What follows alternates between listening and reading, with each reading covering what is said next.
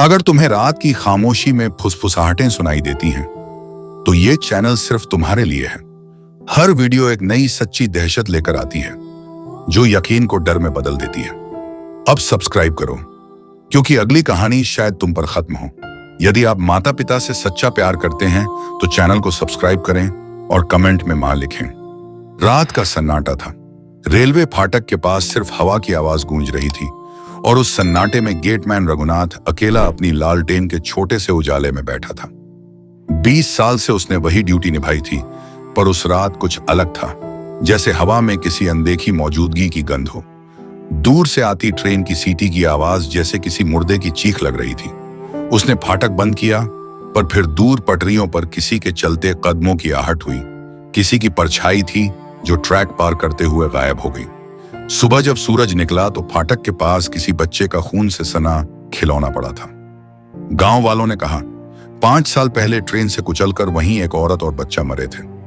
रघुनाथ ने तब ध्यान नहीं दिया, लेकिन रात दर रात वही परछाई दिखने लगी। पहले औरत, फिर बच्चा, फिर किसी बूढ़े आदमी की परछाई। उसने नौकरी छोड़ने की ठानी, मगर आखिरी दिन जब उसने गेट बंद किया तो ट्रेन आई ही नहीं।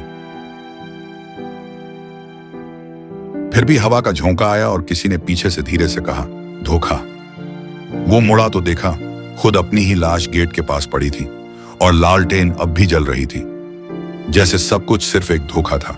जिंदगी, ड्यूटी और नींद तक। रात के गहरे अंधेरे में जब पूरा गांव नींद में डूब चुका था, तब पहाड़ी के उस पार एक लालटेन टिमटिमा रही थी। वही जगह जहां कोई दिन के उजाले में भी नहीं जाता था, वहां आज किसी के चलने की आहट थी। हवा में नमी नहीं थी, फिर भी हरी के माथे पर पसीना था। उसके बूढ़े पिता ने बचपन में कहा था, उस जंगल में मत जाना बेटा, वहां जो दिखता है वो सच नहीं होता। लेकिन आज उसे जाना ही था। पुरानी कलकटन लाइन पर काम करने वाले मजदूरों में अफवाह थी कि रात के 12:30 बजे ट्रैक पर किसी औरत की परछाई दौड़ती देखी जाती है। हरी उस रेलवे कॉलोनी का गार्ड था, और उसकी ड्यूटी ही सबसे कठिन मानी जाती थी। रेलवे फाटक नंबर 23, जहां पटरियां जंगल के बीच बनती सूर्य सीधी रेखा में गायब हो जाती थी। हरी जब वहां पहुंचा तो चांद बादलों में छिप चुका था। रेलवे के सिग्नल की लाल बत्ती टिमटिमा रही थी। उसने अपने भारी जूतों की आवाज धीमी करने की कोशिश की, लेकिन सूखी पत्तियों ने उसके हर कदम को उजागर कर दिया। उसे खामोश रहना था, क्योंकि पिछले 2 हफ्तों में उसी जगह 3 हादसे हो चुके थे। तीनों में कोई ट्रेन नहीं थी, लेकिन फिर भी लोगों की लाशें पटरियों के बीच फटी हालत में मिली थीं। रेल अधिकारी कहते थे कि ये कोई जंगली जानवर का काम है, पर गांव के लोग जानते थे कि ये वह है, वो औरत जो हर अमावस को अपने खोए बेटे को खोजने आती है। हरी ने टॉर्च जलाकर सिग्नल की दिशा देखी। स्टेशन से कोई गार्ड उस रात नहीं आया था।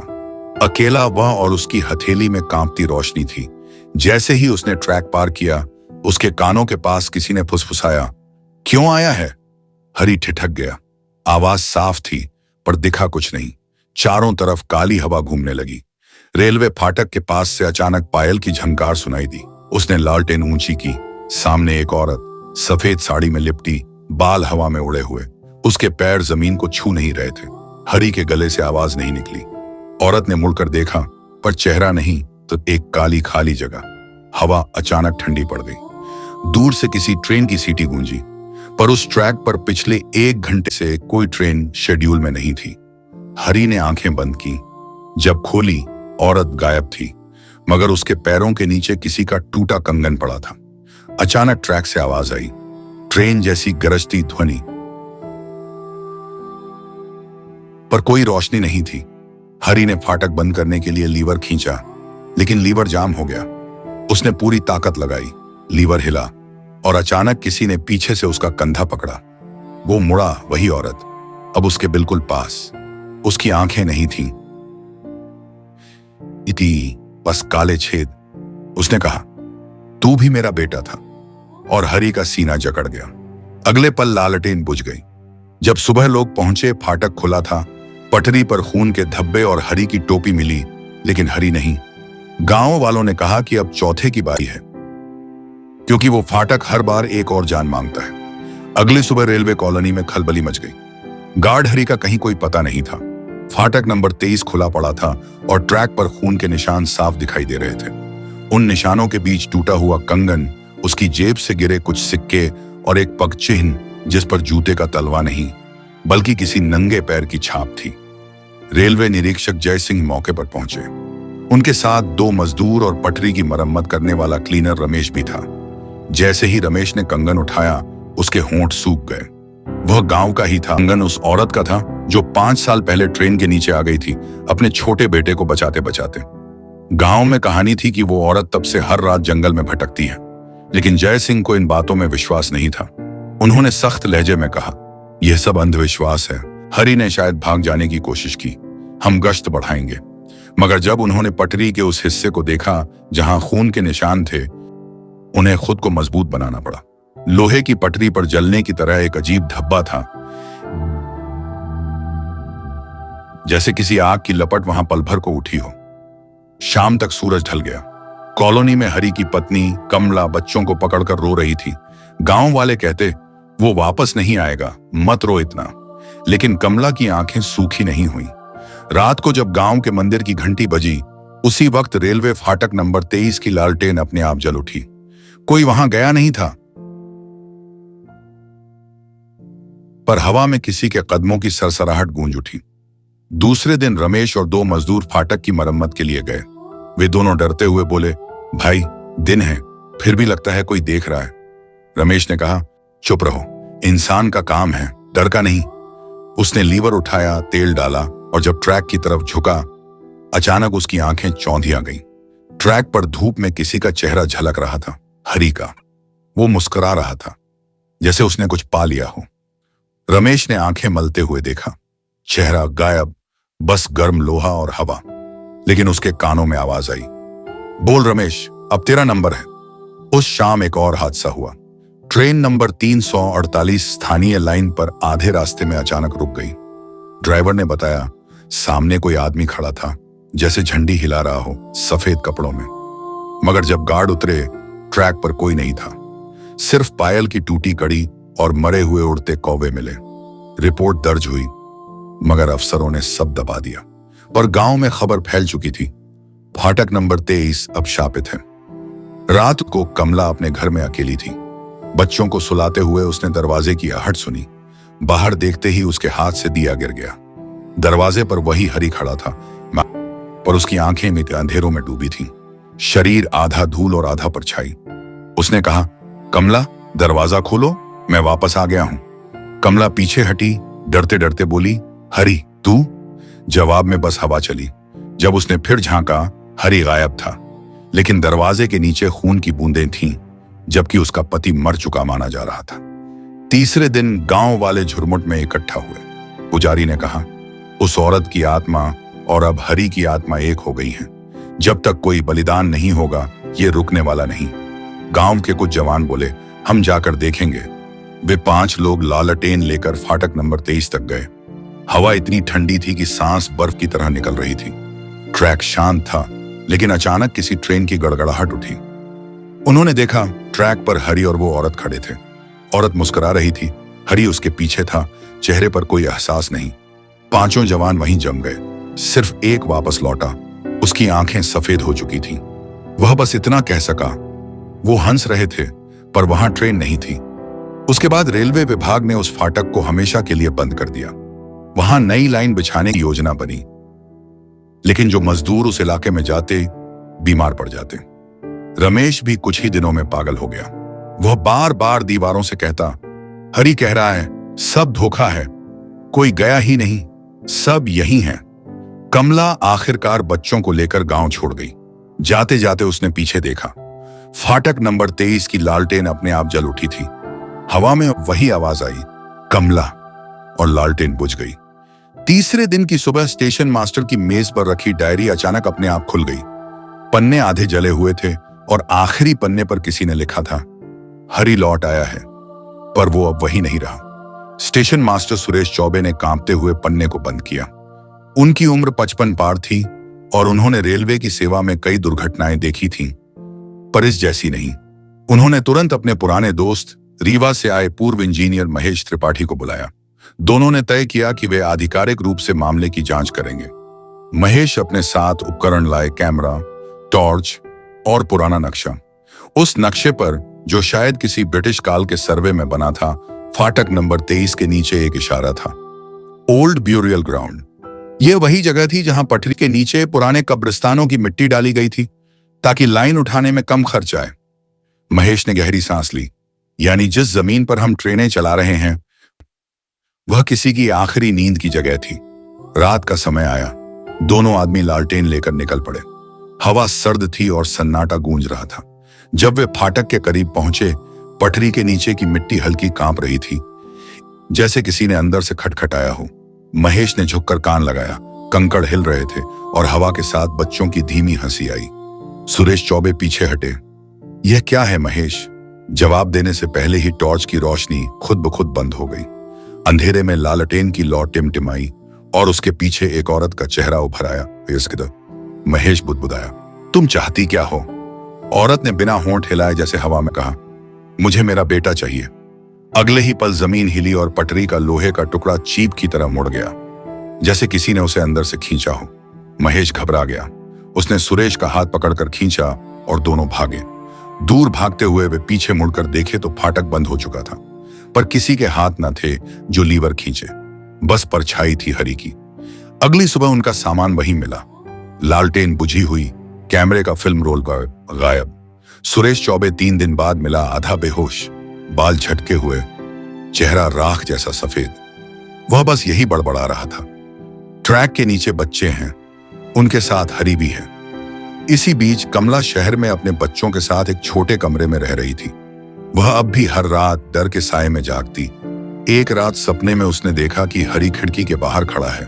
उसके कंधे पर मिट्टी है और हाथ में छोटा कंगन। उसने कहा, कमला, मुझे मुक्त कर दो, नहीं तो सब वही होगा। उसने हड़बड़ाकर आंखें खोली। खिड़की के बाहर सच में किसी का साया था।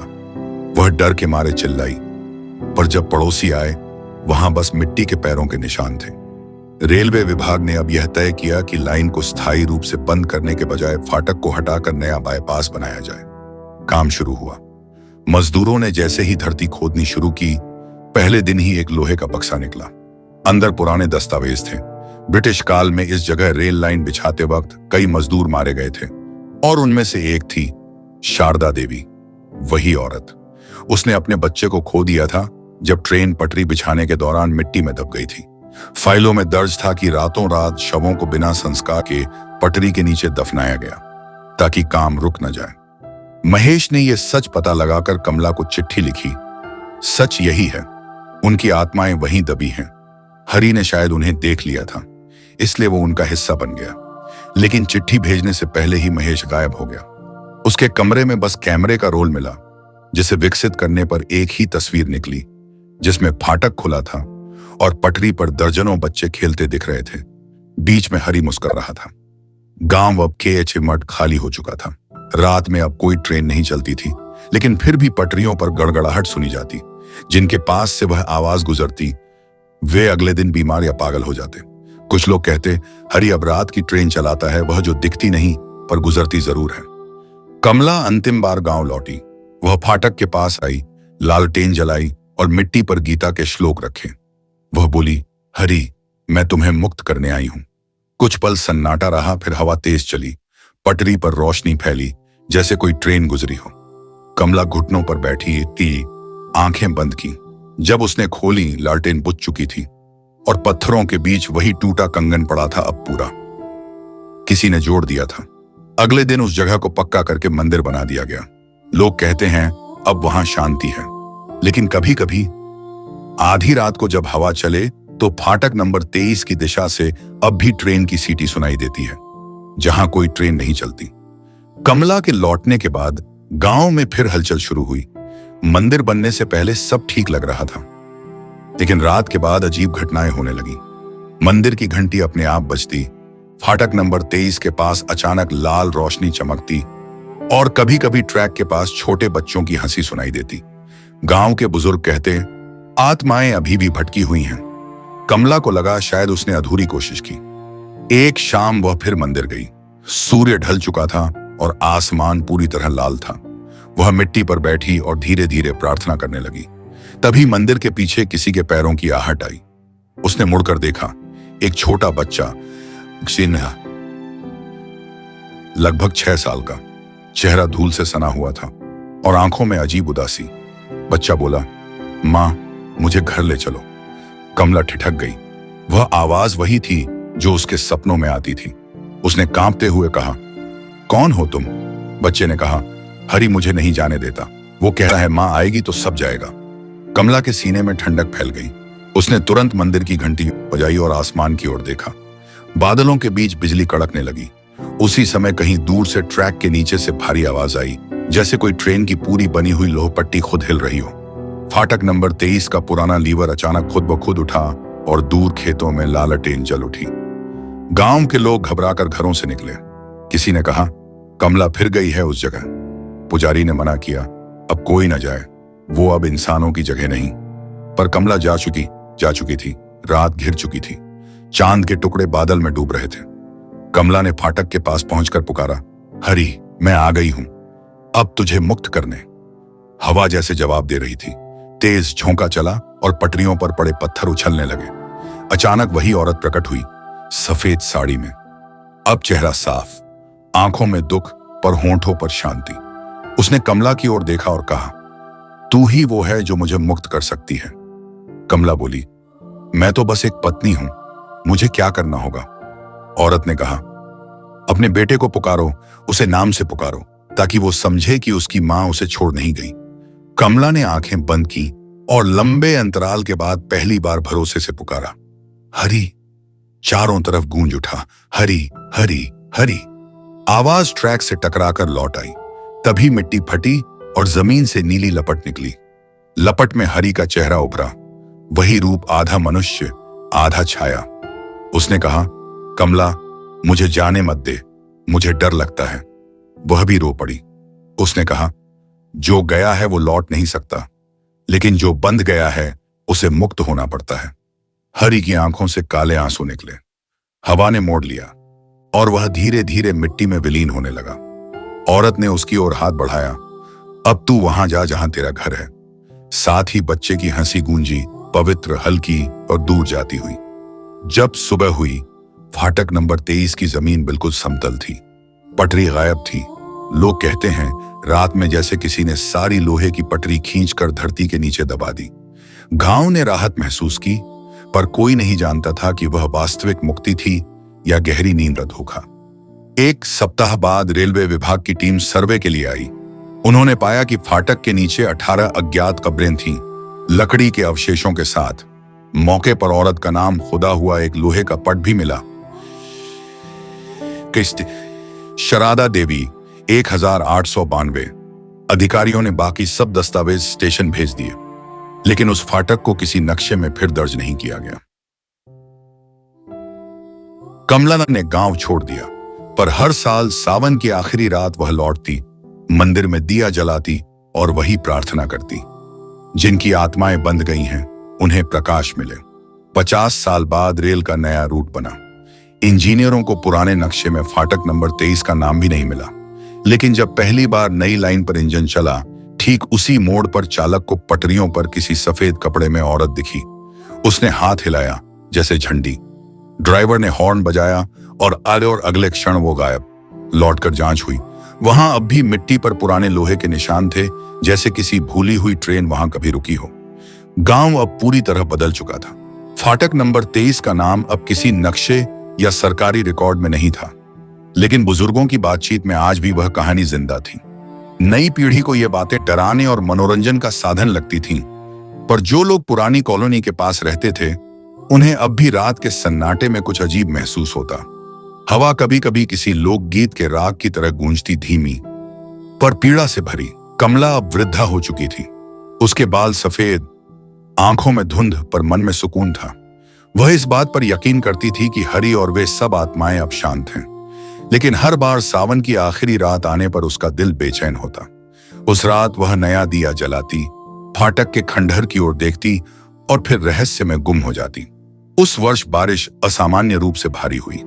नदी उफान पर थी और मिट्टी सरक गई। गांव के किनारे जहां कभी ट्रैक हुआ करता था, वहां की जमीन फट गई। मिट्टी के नीचे कुछ चमक दबी थी, पुरानी लोहे की पतरी, जिस पर जंग के बीच भी शब्द उभरे थे। पोस्ट 23। गांव वालों ने देखा, और उसी रात पुरानी पटरी का एक सिरा फिर बाहर निकल आया। अगले दिन का अखबार इस खबर से भरा था, पुराने रेल फाटक की दबी पटरी फिर से उभरी। क्या यह सिर्फ बाढ़ का असर है या कुछ और? रेलवे विभाग ने खुदाई का आदेश दिया। जब खुदाई शुरू हुई तो मजदूरों को पुराने पत्थर और लकड़ी के साथ एक दीवारनुमा ढांचा मिला। उसमें लिखी इबारत लगभग मिट चुकी थी, लेकिन एक लाइन साफ पड़ी गई, जो सो गया है उसे जगाना मत। इसके बावजूद खुदाई जारी रही। जब मशीन ने गहराई में धक्का दिया, नीचे से हवा का तेज झोंका उठा। मजदूर चिल्लाए, मिट्टी में से कराहने की आवाजें आ रही थीं। मशीन रुकवाई गई, पर जमीन खुद कांप रही थी। रात में चौकीदार ने रिपोर्ट लिखी कि उसने खुद अपनी आंखों से देखा ट्रैक पर सफेद साया और उसकी लालटेन बिना जलाए चमक रही थी। अगली सुबह मशीन खुद जली हुई मिली। सारी टीम काम छोड़कर चली गई। अधिकारियों ने जगह बंद करवा दी। वही रात थी जब कमला को आखिरी बार देखा गया। गांव के कुछ बच्चों ने बताया, वे मंदिर के पीछे से दिया लेकर उसे जाते देखे थे। वह सफेद साड़ी में थी, जैसे पुरानी शारदा देवी। उसके पैरों का कोई निशान नहीं था। सुबह तक मंदिर के सामने वही दिया जल रहा था और उसके पास मिट्टी पर लिखा था, सब मुक्त हो गए। वर्षों बीत गए। कमला की कहानी, हरि की आत्मा और फाटक नंबर 23 सब अब लोक कथाओं का हिस्सा बन गए। गांव का नाम अब बदल चुका था और उस क्षेत्र में एक छोटा रेलवे म्यूजियम बनाया गया। वहां एक पुराना लोहे का सिग्नल रखा था और उसके नीचे एक तख्ती लगी थी। यह सिग्नल फाटक नंबर 23 से मिला था। इसे कभी बंद नहीं किया गया था। आज भी यह गीली रातों में झिलमिल करता है। लोग शाम के समय वहां रुकते और हल्की हवा में कभी कभी लाल रोशनी खुद जल उठती। म्यूजियम के गार्ड कहते, यह तो सिर्फ बिजली का असर है। लेकिन जो लोग ध्यान से सुनते, उन्हें उस झिलमिलाहट के भीतर एक धीमी आवाज सुनाई देती, किसी बूढ़ी औरत की। वो आने आती, अब चैन है। कहानी का अंत वही नहीं हुआ। 2 दशक बाद एक युवा लेखक अजय मिश्र इस घटना पर संस्मरण लिखने गांव आया। उसके नाना इस रेलवे कॉलोनी में काम कर चुके थे। उसने पुरानी डायरी ढूंढी, वही डायरी जिस पर लिखा था, हरि लौट आया है। अजय ने तय किया कि वह पूरी सच्चाई खोजेगा। वह रात में म्यूजियम में रुका। बिजली चली गई, चारों ओर सिर्फ सन्नाटा। उसने दीवार पर वही पुरानी लालटेन देखी। अचानक वह धीमे धीमे जल उठी। कमरे में हल्की सी बाल हंसी की आवाज आई। अजय ने कांपते हाथों से कैमरा निकाला और तस्वीर ली। फ्लैश चमका, पर अगले ही पल लालटेन बुझ गई। सुबह उसने कैमरे की तस्वीरें देखी। पहली तस्वीर म्यूजियम की थी, दूसरी में धुंधला चेहरा दिखा और तीसरी में कुछ ऐसा जो उसने जिंदगी भर याद रखा। एक औरत सफेद साड़ी में, जिसके कंधे पर मिट्टी में से निकला एक बच्चा हंस रहा था। नीचे कोने में लिखा था, हरि हरि। अजय ने वह तस्वीर सरकारी फाइलों में नहीं दी। उसने उसे फ्रेम करवाया और अपने गांव के मंदिर में रख दी। तब से हर वर्ष सावन की आखिरी रात को मंदिर की घंटी अपने आप एक बार बजती है, न ज्यादा न कम, जैसे कोई आत्मा बस यह बताने आती है कि सच्ची मुक्ति मिल चुकी है। समय बीत चुका था। कमला और हरि की कहानी अब लोकगीतों में सिमट चुकी थी। गांव में अब मोबाइल टावर, बिजली की झिलमिल और आधुनिक ट्रेनें चलती थीं, लेकिन कुछ पारिवारिक स्मृतियां मिटती नहीं। अब उसी इलाके में अजय का बेटा आरव रेलवे इंजीनियर बन चुका था। वह बचपन से पिता की लाइब्रेरी में रखी उस रहस्यमयी तस्वीर को देखा करता था, एक सफेद साड़ी वाली औरत और उसके पास मुस्कुराता बच्चा। तस्वीर के नीचे लिखा था, हरि। और हर बार उसे देखने पर उसके भीतर एक अजीब डर और आकर्षण दोनों जागते। आरव को जब मध्य भारत की नई रेलवे परियोजना पर तैनाती मिली तो पता चला कि यही इलाका देवरी के पास है, वही जहां कभी फाटक नंबर 23 हुआ करता था। वह मुस्कुरा पड़ा, संयोग से मैं वहीं जा रहा हूं। पर जिस दिन वह वहां पहुंचा, स्टेशन पुराने साए उगल रहा था। बगल के जंगल में पक्षियों की आवाज तक नहीं थी, बस हवा में वही मौन, वही जो कहानियों में लिखा गया था। स्थानीय अधिकारी ने बताया कि रात में ट्रैक के उस हिस्से पर कोई आता जाता नहीं,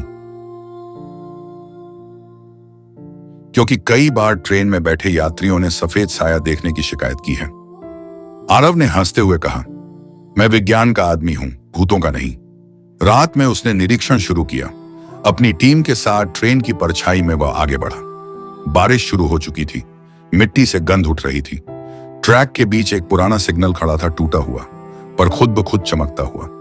आरव नजदीक गया, टॉर्च मारी और एक पल के लिए उसकी सांस थम गई। सिग्नल के निचले हिस्से में जंग खाई तख्ती पर लिखा था पोस्ट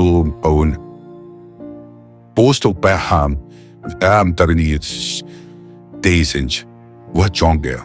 यह वही फाटक था, वही जगह। टीम में से एक मजदूर बोला, सर वापस चलिए, यह जगह ठीक नहीं। आरव कुछ कह पाता इससे पहले ही पल भर को ठंडी हवा चली और उसके कान में किसी की आवाज आई, तू हरी का खून है। वह उछल पड़ा। पीछे कोई नहीं था। टीम के बाकी सदस्य पीछे हट चुके थे। उसी क्षण बिजली चमकी और उसने दूर देखा एक कुआं, आधा ढहा हुआ, जिसके किनारे लालटेन जल रही थी। उसे लगा किसी ने पुकारा, आरव। वह धीरे धीरे आगे बढ़ा। कदमों के नीचे पानी बह रहा था। उसने जैसे ही लालटेन उठाई, कुएं के अंदर से किसी बच्चे की हंसी सुनाई दी। वही मासूम पुरानी हंसी। वह झुककर देखने लगा। नीचे पानी में अपनी परछाई की बजाय उसने किसी दूसरे का चेहरा देखा, हरी का। वो मुस्कुरा रहा था। अचानक किसी ने हाथ पकड़ लिया। वह झटके से पीछे गिरा।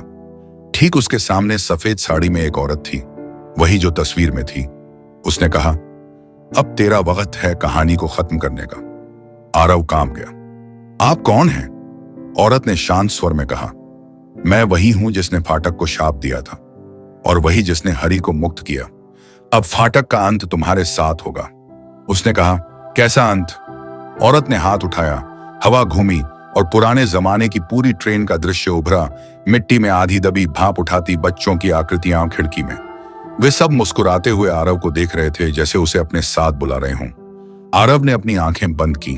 जब खोली तो चारों तरफ सन्नाटा था। लालटेन बुझ चुकी थी, बारिश थम गई थी और आसमान बिल्कुल साफ। टीम के लोग लौट आए और बोले, सर आप ठीक हैं? आप तो गिर गए थे। वह कुछ नहीं बोला, सिर्फ इतना देखा कि उसके हाथ में कोई पुरानी चीज थी, वही कंगन।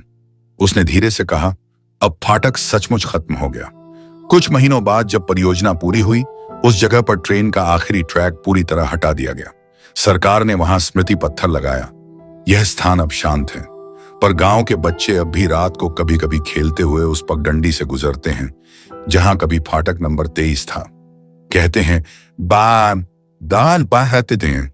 अगर आप ध्यान से सुने तो किसी पायल की धीमी झंकार अब भी हवा के साथ बहती है, मानो पुरानी आत्माएं अब बच्चों के रूप में फिर जन्म ले चुकी हों और वही हंसी अब जीवन का संगीत बन गई हो। वर्षों बीत चुके थे। अब न फाटक बचा था, न पुरानी पटरी। नई पीढ़ी के लोग जानते ही नहीं थे कि कभी यहां धरती ने चीख सुनी थी। लेकिन समय का चक्र अपनी कहानियां मिटाता नहीं, बस उन्हें सुनने वाले कम हो जाते हैं। आरव के जाने के बाद उसका बेटा अनय विदेश में पढ़ाई कर लौटा। विरासत में उसे वह तस्वीर मिली, वही औरत, वही बच्चा, जिसकी आंखों में अब भी कुछ कहा सुना बाकी था। तस्वीर के पीछे अजय मिश्र का हाथ से लिखा वाक्य था, हर आत्मा को एक सुनने वाला चाहिए। अनय को यह सब बचपन की कल्पना लगती थी। वह विज्ञान का विद्यार्थी था, तथ्यों में ज्यादा विश्वास रखता था। पर जब उसने कुछ निजी जांच के दौरान पुरानी जमीन का सैटेलाइट डेटा देखा तो उसकी आंखें फैल गईं। फाटक नंबर 23 वाली जगह के चारों ओर अब भी गोलाकार चुंबकीय हलचल दर्ज थी, जबकि वहां धातु का कोई अंश शेष नहीं था। उसने हैरत से कहा, यह तो असंभव है। वह उसी स्थान पर गया। अब वहां शांति स्थल था, चारों ओर हरियाली और बीच में दीपक जलता रहता। शाम का समय था, आसमान हल्का नारंगी, हवा में मिट्टी की ठंडी महक। उसने वहां बैठकर आंखें बंद की। कुछ क्षणों में किसी ने बहुत धीरे से कहा, सुनो। अनय ने आंखें खोली। हवा में कुछ नहीं था, पर सिर्फ एक हल्की सी सरसराहट, जैसे कोई ट्रेन बहुत दूर से गुजर रही हो, पर वहां कोई पटरियां नहीं थी।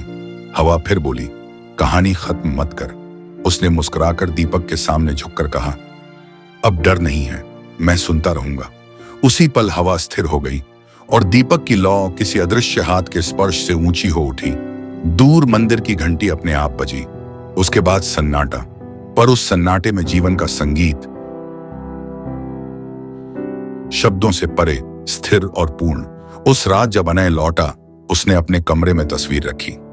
अगले ही दिन तस्वीर धीरे धीरे फीकी पड़ने लगी। कुछ ही दिनों में सफेद साड़ी वाली औरत का चेहरा मिट गया, पर बच्चे की मुस्कान बाकी रही। अब वह चित्र नहीं, प्रतीक बन चुका था इस बात का कि 8 दशकों की भटकन आखिर समाप्त हुई। रेलवे विभाग ने उसी वर्ष उस स्थान पर एक छोटा संग्रहालय खोला। बोर्ड पर लिखा था, फाटक नंबर 23, यहां शाप नहीं, मुक्ति की कहानी हुई पूरी। और लोग कहते थे, जब वहां कोई बच्चा आता है तो लोहे की घंटी अपने आप हल्के से बजती है, जैसे वह फाटक अब किसी दूसरी दुनिया का सिग्नल बन चुका हो।